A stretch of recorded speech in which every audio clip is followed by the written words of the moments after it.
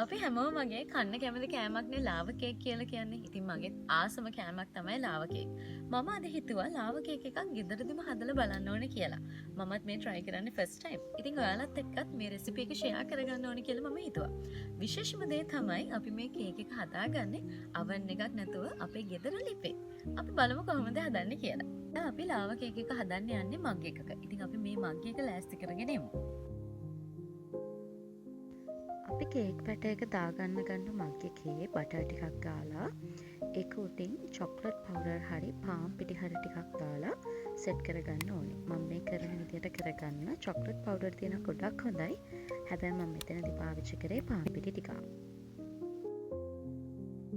දැන් අපි dark chocolate ටික පොඩි කෑලි වලට කපා ගන්න ඕනේ. පොඩියට කපා ගත්තම අපිට ඉක්මනින්ම මෙල්ට් කරගන්න ලේසියි. මෙතනදි ගත්ත ඩාර්ක් චොක්ලට්. ඔයාලට කැමති නම් මිල්ක් චොක්ලට් උනත් ගන්න පුළුවන්. ඒ කියන්නේ කඩේ අපි සාමාන්‍යයෙන් කන චොක්ලට් එක. දැන් අපි මේ චොක්ලට් ටික මෙල්ට් කරගන්න භාජනයට දාගමු. ඇල්මිනියම් භාජනයක් හරි ඝන වීදුරු භාජනයකට හරි චොක්ලට් ටිකයි බටර් ටිකයි දාගෙන ඩබල් බොයිල් ක්‍රමයට අපි මේ චොක්ලට් ටික මෙල්ට් කරගමු. මම මෙතන ඩාර්ක් චොක්ලට් ග්‍රෑම් 100යි ඒ වගේම බටර් ග්‍රෑම් 50කුයි අරගෙන තියෙනවා. ඔයාලට මෙතනදී මාගරින් උනත් පාවිච්චි කරන්න පුළුවන්. චොක්ලට් ටික මෙල්ට් කරගත්තට පස්සේ බෝල් එකක් අරගෙන බිත්තර දෙකකට සීනි මේස හැඳි 3ක් දාගන්න. ඔයා වැඩි පැනස කන්න කැමති නැත්නම් සීනි මේස හැඳි 2කමාරක් හොඳටම ඇති. ඊට පස්සේ මේ සීනි ටික දිය වෙනකන් විනාඩි 5ක් විතර හොඳට විස් කරගන්න ඕනේ. විනාඩි 5ක් විතර විස් කරගෙන පාන් පිටි මේස හැන්දක් දාලා ආයෙත් හොඳට විස් කරගන්න. පාන් පිටි වල කැටි නැති වෙනකන් විස් කරගන්න ඕනේ. දැන් අපිට පුළුවන් අර මෙල්ට් කරගත්ත චොක්ලට් ටික දාලා ආයෙත් විස් කරගන්න. ඊට පස්සේ මෙන්න මේ වගේ බැටර් එකක් එනවා. දැන් ඔයාලට පුළුවන් අර අපි ලෑස්ති කරගත්ත මග් එකට මේ බැටර් එක දාගන්න.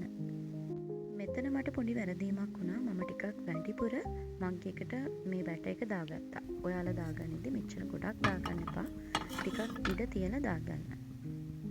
මම මෙතනදී හට්ටියක් ලිපේ තියලා මධ්‍යම ගින්දරේ විනාඩි 10ක් විතර මේක බේක් වෙන්න තියලා තමයි හදාගත්තේ. ඔයාලට පුළුවන් මම වීඩියෝ එකේ දාලා තියෙන ක්‍රමවලටත් මේක හදාගන්න.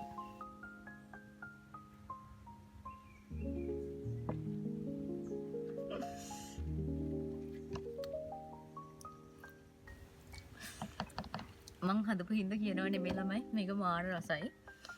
මට පොඩි වැරදීමක් වුණා. මේ කප් එකේ උඩටම ඔයාලා බැටර් එක දාගන්න එපා. ඒ හින්දා පොඩ්ඩක් අර කප් එකේ උඩට එන්න බලනවා. බැටර් එක ඉතුරු වෙච්ච නිසා මම තව කප් වලට දැම්මා. අර පොඩි ඒ කියන්නේ පොඩි කප් එකකට පොඩ්ඩක් වෙන්න දැම්මා. ඒක නම් හොඳට ආවා.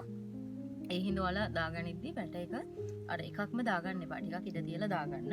හැබැයි මේක මාර රසයි ළමයි. අනිත් එක අර අපිම හදලා කද්දි ඒකෙන් දැනෙන සතුට ඒක කියලා නිම කරන්න බෑ. හරිම රසයි. මේක මං කූල් වෙනකන් හිටියේ නැහැ. මේ උණු උණුවේම කෑවා. හරි රසයි. try කරලා බලන්න. වීඩියෝ එක හොඳයි නම් like එකක් දාලා මගේ YouTube channel එක subscribe කරන්න අමතක කරන්න එපා. ඊළඟ වීඩියෝ එකක් හම් වෙනකන් එහෙනම් මං ගිහින් එන්න.